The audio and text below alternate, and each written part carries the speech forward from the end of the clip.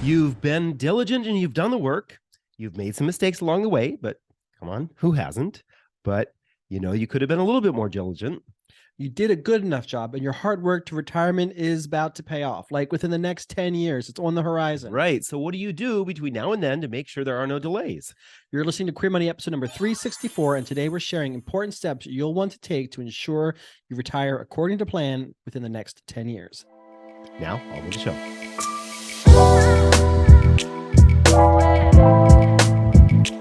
So we did a poll in 2022, and many of the respondents to that poll, Queer Money listeners, told us that they are focused on retirement. They want to make sure they retire within the next 10, 15, 20 years. They want to make sure they do it right. It's on the horizon. So they asked us to start covering more retirement topics, and serendipitously, we're having these same discussions between the two of us. So this is a timely discussion for hopefully a lot of us, including David and me.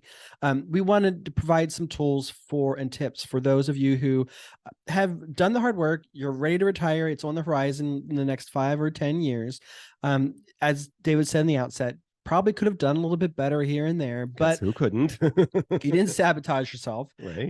So it is on the horizon. And so now you're thinking to yourself, what are the critical steps that I take between now and then to make sure my retirement happens within the time frame that I would like? Right. So you're the B+, A-, A student when it comes to what you've done to be prepared for retirement. So exactly. Let's help you get a little extra credit. Exactly. We're going to be talking a little bit more about retirement in the coming episodes. This is the first one we're kicking off, obviously, for 2023. We're going to cover more topics so that more of you feel like you're prepared and you have what you need in place to make sure you retire on time. So here we go. We've got several steps. I think it's 9. Yeah, maybe it's 8. I can't remember. We've been adding to it as we've been editing. So David, why don't you kick us off? Right.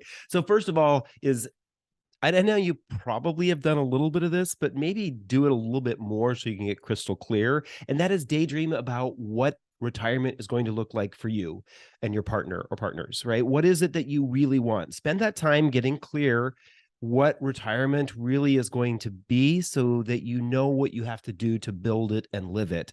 Think about things like, what do you want to do in retirement, right? Are you going to retire on a golf course? I mean, there are plenty of people who do it. Actually, one of our friends is living temporarily in the Villages. And of course, she shared with us that there is a rather large contingent of lesbians who live there and they love golf, right? So yeah. That may be your thing, right? Or do you want to travel a little bit or a lot? I mean, we know queers love to travel, so keep that in mind. Or are you thinking about maybe working part-time or volunteering while you're in retirement? All those are the kinds of things that kind of help inform what retirement is going to look like for you. For some people, it's the time to maybe start on a second career, like a small business or something like that, especially for folks who maybe need to make sure that they are bringing in a little bit of income during retirement besides what their investments may bring them.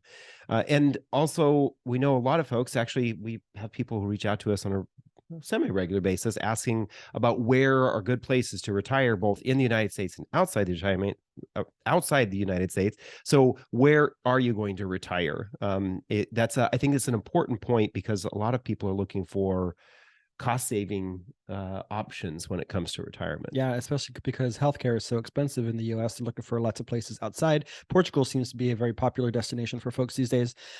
It's so interesting, and I think maybe it frustrates some people how every time they ask questions about, how do I pay off my debt fast, or how do I prepare for retirement? So often the nucleus of that planning comes with getting crystal clear on what it is you want to do in life. What is it you want that to look like? Why do you want to pay off your debt? Well, what do you want retirement to look like? I think a lot of us know that we want to retire because we want to stop working. We don't want to go into the office anymore. We don't want to have to do any more Zoom calls anymore, right? Because it's 2023. But what's beyond that? What are you going to do when you don't go in the office? You can only lie in bed for so long watching morning news shows, right? Our puppies would tell you otherwise you can do that every single day, almost all day long. So what is it you want that to look like? And this is a conversation that you and I are having more, I think, realistically than ever before, in part because we started the house hacking process and started to build our real estate portfolio. But why are we building the real estate portfolio? What are we hoping to accomplish with that? We've talked, I think, sort of a daydream kind of way of retiring over in Europe. And I think now it seems like that's becoming more and more probable or possible than ever before. So is that actually what we want to do? And we're having that serious conversation. So you, whether if you're alone or with your partner or partners, get crystal clear on what that should look like for you so that you have the retirement that you want to have. Right. Tip number 2 is to then map out the resources that you'll need to have that retirement, right? So everything comes with the cost, right? You need to figure out what it's going to cost to move across country or move across the globe, what it's going to cost to start your business, what golfing every day is going to cost you for the membership and the golf carts and the fancy pants, all that stuff. What are all those things going to cost? Yeah, it's going to be mostly money. So what do you have with your retirement accounts, all the retirement accounts that you have, as well as what can you expect to get from Social Security? If you're not entirely sure, go to ssa.gov/my account and open up your my account and check out what you've got coming for you in Social Security. But then are you going to need to offset anything? Do you see any sort of shortfalls in what you're going to need to be able to have the lifestyle and the type of retirement that you want? Do you need to maybe consider getting an annuity? We talked about annuities a couple times in 2022. If you're not familiar with how annuities work and whether or not they're appropriate for you, we encourage you to listen to episode 307. If you're not entirely sure what retirement is going to cost you, because that's actually a big number to calculate, we encourage you to listen to episode 326, where we talk about how to calculate your retirement number. And we provide a couple of formulas, standardized formulas in there that you can use to see what retirement's going to cost you. There's the Fidelity's savings to income ratio, the income multiplier, the spending multiplier, the 25X rule, the 4% rule, which is now the 4.4% rule. There's a whole host of options you can consider. Find the one that's right for you to help you predict how much money you're going to need when you retire. But don't forget the most critical expense, probably the biggest expense you're going to probably have is going to be your healthcare expenses. Yeah, I think it was in well, I don't know if it was last year or 2 years ago.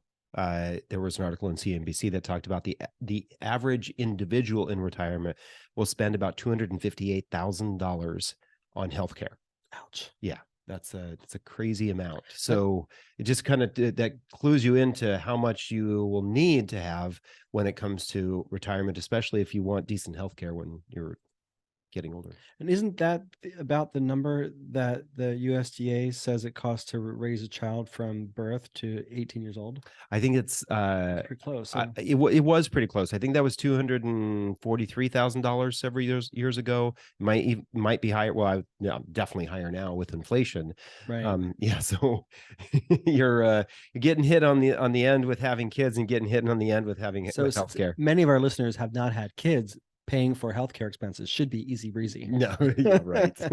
So, but again, right. So you crunch the numbers, and if you feel like you're going to have a shortfall to be able to have the retirement that you want, then you have to ask bigger questions like, do we need to downsize? Do we need to sell the home that we're in? Do we want to go into something smaller? Do we need to get rid of a car because we don't necessarily need to have two cars because we're not both going to work all the time? Are we going to move to a lower cost city if we're currently geo arbitrage? Right. We've talked about that several times on the podcast. If you're currently living in a big city, so you have access to a great job, are you going to maybe migrate to a smaller city, a town, or something that's a little bit less expensive, as we're experiencing going from Las Vegas to Toledo? So kind of get, again, playing off of number one, getting crystal clear on what you want retirement to look like, and then getting crystal clear on what that's going to cost you and how you're going to make ends meet. Right. You can't plan for what you don't know, but if you know, then you can plan. Right. So that's kind of these David thinks in tweets these days. I think that's what these first 2 points are about, right? Know what it is that you want so that you can plan ahead for that. You've done some, whether it was intentional or haphazard, you've done some planning for retirement by setting money aside. Now it's even more important. I think one of the other things, step number 3 here, is to diversify your portfolio and invest for growth.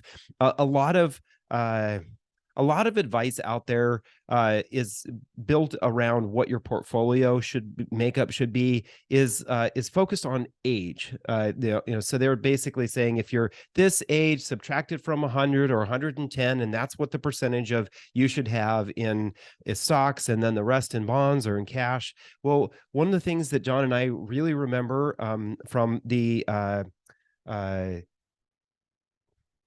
I don't know if it's traumatic days that we were at Schwab or what, but the days when we were at Schwab is we read Charles Schwab's book, You're 50, Now What? And that was one of the takeaways we took from this book, was that you should always be investing for growth, no matter what age you're at. But especially because of the fact that there is inflation and because of those high healthcare costs. So you want to make sure your portfolio is a good mix of stocks, bonds, mutual funds, ETFs, and other assets. But again, focusing on how do you keep that money growing so that you can continue to withdraw money from it. That's one of the key points with the 4% rule, or 4.4% rule, is that your portfolio has to grow so that you can continue to take that 4% out and hopefully not run out of money. Yeah, I think people, as they get closer to retirement, especially in retirement, they think, "Oh my God, I've got to be able to hold on to all of this money because I need to make it last until the day I die," and they get fearful, and so they want to go to bonds and even cash. As somebody very close to us has been in 100% cash for the last couple of years, but you got to think about what it is you're what it is you're giving up by being in all cash or bonds. Inflation, the last I looked, and when this gets published, it might be different, but I think it was like 7.1%. Right. So you're definitely not getting 7.1% return in cash. And I don't know how far out your bonds have to be before you get that kind of return. Or how risky. Or risky, exactly. So, you're losing money if you're just in those more conservative investments. So you have to factor that in. Yeah, it's nice to be able to say, I'm going to hold on to this $1 million, and not lose any of it. But if you're not investing for growth to at least keep up with inflation, you're losing money over time. Yeah, and remember, a portion of your portfolio should be in cash, and Yeah. don't forget to count your emergency savings as as a part of that cash portfolio. When you get into retirement, you're going to most likely need a little bit more money in emergency savings, because you don't necessarily have the ability to hit the pedal when it comes to what you're bringing in for income, right? You can't work extra hours or cut back on your expenses to use more of your income towards your emergencies.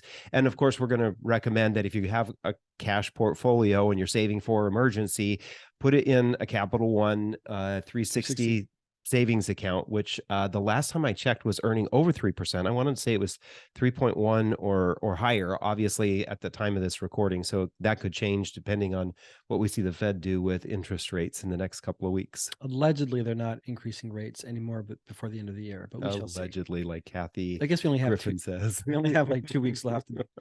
Anyway, step number 4 is to then maximize all of your opportunity for contributions, such as health savings account or HSAs, contributions into your retirement accounts, and also if you're 50 or older, you have available to you catch-up contributions.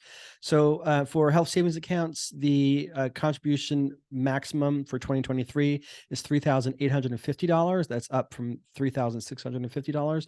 Definitely want to try to put as much in there as possible. It's a great resource to use even while you're still working, but it'll be especially while after you're done working, to be able to tap into those resources for medical needs. You can contribute up to $7,750 for family. That's And then 2 people or more. So 2 people we or more, make a yeah. family. Oh, we yeah. can contribute that much. Keep in mind that Yeah. after you reach the age of 59 and a half, you can actually take distributions from your health savings account for expenses other than medical needs. Right. So It's almost like when you reach 59 and a half, it turns into just a retirement savings account. You can use it for whatever you would like. There is no qualifier or penalty that is applied if you use it for something other than medical benefits.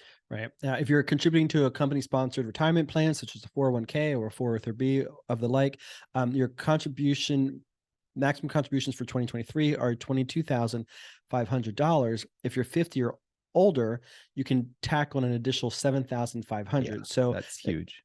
Huge, right? That's the $30,000. So, so if you're 50 or older and you feel like you would do well to have a little bit more in retirement before you actually Give your boss the pink slip, I would say. Or the You know, middle finger. take advantage of that catch-up contribution for individual retirement accounts, traditional or Roth IRAs. The contribution maximum for 2023 is $6,500. That's up $500 from 2022, and the catch-up contribution for that is still $1,000. So you could give a total of $7,500 into your Roth or traditional IRA if you're 50 or older. Yeah. It's interesting when we look at these numbers here.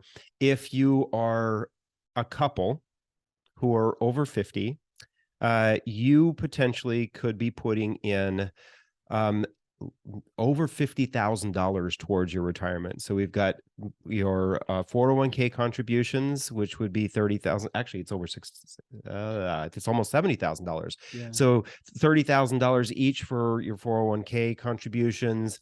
$7,500 each for Roth or traditional IRA contributions. So that right there puts you at $75,000, and then the 7,750 for HSA. So you're over $80,000. Right. If you have that kind of money right now, if your income is at that level, this is a great way not only to bring your tax liability down for the year, but it's also a great way to really hit the pedal when it comes to adding to what you have for retirement. Yeah, and if you're thinking that we're a little bit twisted to think that you might actually have access to this kind of cash, again, go back to number one. What is it you want your retirement to look like?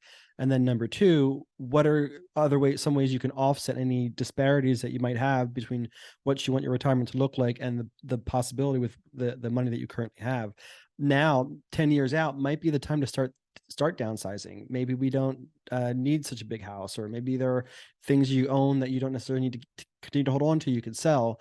Maybe you can get a part-time job, start your own side hustle. As we talked about before, number of ways to be able to take advantage of those catch-up contributions and that $80,000+ that you could contribute this year.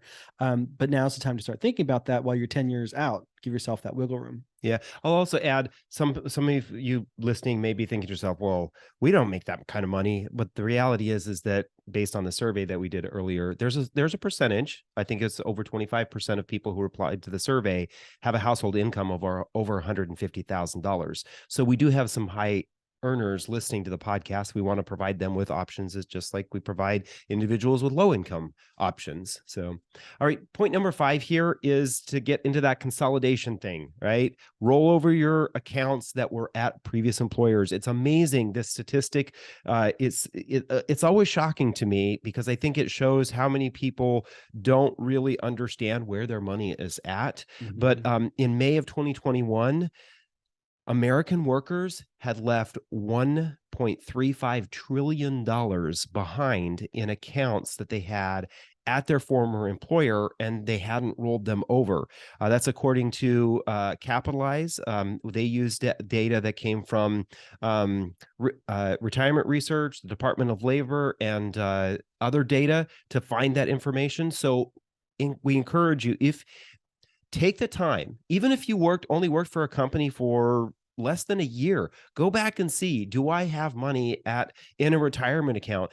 They may not have had forwarding address information on you, but especially if you already know that it's back there, roll it over into either a traditional IRA, a rollover IRA, or Roth IRA, especially if it was already a Roth 401k. Get that money over into a place where you have the ability to manage it the way that you want to have it managed, or invested the way that you want to, instead of in those mutual funds or ETFs that oftentimes had high fees, because those fees would kick back to your parent company. Exactly. Or especially make sure that if you've got assets with previous employers, company sponsored retirement plans, that sitting in cash. Yeah, that would be horrible. And we can't tell you the days when we used to be on the phones taking customer service calls, we can't tell you the number of people who would call in close to retirement only realizing that this decades their money's been sitting in cash, getting no growth. That feels good when the market's down, but if you go look back for years and years and years and the market has been up, it does hurt. Exactly. So step 6 is to research Medicare benefits before you turn age 63. Now we got Medicare benefits. That's a 4-part system, right? We have part A, which covers inpatient hospital coverage. Part B, which covers outpatient medical coverage. Like Part your doctor. Exactly. Part C is an alternative way to get medical benefits through either Medicare Advantage or a Medicare private healthcare option. And then Part D is prescription, covers prescriptions. David's going to have to help me out here because this is a little bit confusing.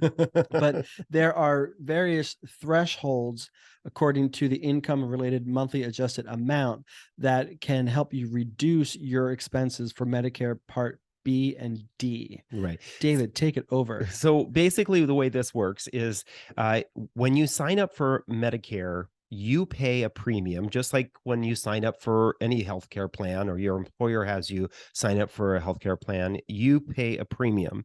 And that premium is calculated on the amount of money that you earned the 2 years prior to you signing up. That's why we really say if you're 63 or near the age of 63, you really want to pay attention to this.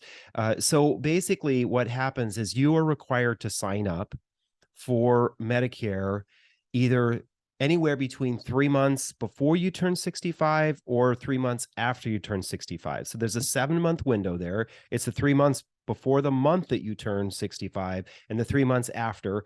If you sign up during that time period, you're signing up at the correct time. If you wait until after, there are some penalties. But when you sign up, your premium or how much you pay every month for your health care is dictated by how much you earned or what you reported on your taxes the 2 prior years. So the years that you were 64 and the year you were 63. And the premium, this what's called income related monthly adjusted amount, is basically what that means is that the amount that you pay is adjusted higher if you earn more. So you want to find out if if you and your partner are at, or you individually are at or close to one of those thresholds. It actually may be a smart idea for you to taper off or try to earn a little bit less during those years. Find ways to bring your income down. You could be right if you have personal or non-taxable, taxable investments, this may be the time to try to write off some of your losses to bring your income down. So there's a variety of ways you can do this to bring your income down so that you then don't have the higher premium when you're signing up for and paying for Medicare. Or this is all the more reason to try to contribute as much as you can to 401ks, HSAs, traditional IRAs. Yeah. To lower your reported income. Yeah, exactly. John and I plan on having an episode of the podcast specifically about Medicare benefits, and when you should be signing up, but look forward to that later in the year. We're not there yet. Nope. All right. Step number 7. Pay off any unnecessary debts. And what's interesting about this is John and I watch this kind of information when we see articles in the financial media. More and more and more retirees are retiring with a lot of debt. And it's not just that they have mortgage debt, which wasn't that uncommon. But what we're seeing is now a lot more retirees are retiring with student loan debt, whether they retired early or they're retired at 65, 70. They may have gone back to school later in life and still haven't paid that off. And more people are retiring with credit card debt. And the difficult part about this is that that basically is saying that you have money in the future or money that your future money is already reserved. So when you think about how much money you have for retirement, remember, you're going to have to cut out portions of that to pay off this debt. You can't stop paying the debt off when you stop working. You're going to still have to pay that off. So go back and listen to episode 190 of the Queer Money podcast. This episode is about doing a spending analysis. It also helps you understand where you can maybe cut some of your costs so that you can focus on paying that debt off, especially in these last 10 years before retiring. Yeah, I read an article by Todd Tressiter, the financial mentor. He was on episode number 50 of the podcast, but a completely separate platform. He wrote an article and he said every 10% increase in spending can add up to 3+ years until you can actually retire, because it decreases your savings and also increases the threshold of spending assets that you must use to cover those expenses. So having this additional debt can really kind of, I don't know how else to say it, but get you at both ends. Yeah, exactly. And you want to try to minimize that as much as possible, because you don't want to have that going into retirement. You want to make sure you have that money reserved to have the lifestyle that you want to have. Right. This is, I think, an especially important point for folks who don't have a whole lot saved for retirement, because you may be saying to yourself, okay, I've got this amount coming from Social Security. I'm going to get this amount from my investments. Phew, I can just barely survive on this. Well, remember, if you have to pay an extra 100, 200, 300, 500, $1,000 towards debt, then you may not have a, phew, I can survive on this. You may still be falling behind. Yeah. So if that regard, you're 10 years out or so, this is the theoretical model. You might want to consider working more hours, getting a part-time job, getting a new job that pays more, whatever you need to do, as we talked about ad nauseum on this podcast, to pay off your debt as quickly as possible, and follow the debt lasso method to do so. Step number 8, now don't wait any longer to consider getting long-term care insurance. There's a good chance I think my thought is, not knowing everybody's unique situation, my thought is almost everybody needs to get long-term care insurance, just because healthcare is so expensive. And especially when you're at those very, very late years in life, when the long-term care insurance would kick in, that is really expensive. And you don't want to be nickel and diming yourself at that stage of your life. And a study came out by AARP a couple of years ago that said the lifetime probability of becoming disabled and needing long-term care is 68% for people who are 65 and older. So it skyrockets increasingly exponentially after you turn the age of 65. So don't wait any longer. At the age of 50, in that barrier, that about that age 50 point, struggling with my words here, is when you want to really consider getting long-term care insurance. And if you're going to do it now. Right. Listen to Queer Money episode number 71 with Ryan Taylor. We talked pretty in depth about long-term care insurance, the value that it provides, and the best time to get it. And that's actually something that David and I will be looking at getting in the next year or so. Yeah. Ourselves. I think Ryan said if you're between the ages of about 45 and 55, that's kind of the sweet spot of when you really should be thinking about and signing up for it. Because after that, if you get after 55 or so, then you can still get it, but it's going to cost you considerably more. Yeah. And you want to, again, we're trying to mitigate unnecessary costs. So getting your long-term care insurance at an optimal time makes sense. Yeah. Then the 9th point, get married. If you are with somebody, you've been with them for a long time, and you're not married, and you plan on being with this person for the rest of your life, get married. I'll even say, we've all had that best friend or whatever, where we said, if we're not married by X age, we're just going to get married to each other. And it was always joking, right? Now's the time to actually do it, because of all the benefits that come with it. If you and your best friend are still single for whatever reason, get married. You can still pretend you're platonic, but you can still take advantage of the Social Security survivor and spousal benefits only after you're married. Yeah. I mean, you can just say you're poly now, right? Yeah, you're poly now. Whatever you got to do, get those benefits. Right. We fought for them. You want to take advantage of them. Plus, there are over 1,100 other benefits that come with marriage, and so now's the time to think about that. And especially the survivor and spousal benefits. This is really an important one, because many of us think that we can make it on our own with our own finances, but some of us are not quite there, right? So having a little extra when it comes to Social Security, if you marry somebody who's earning a little bit more than you, then you have that benefit of getting a little bit more. It's a great feature, and we talked about this in depth on episode 54 of the podcast with David Freitag of Mass Mutual.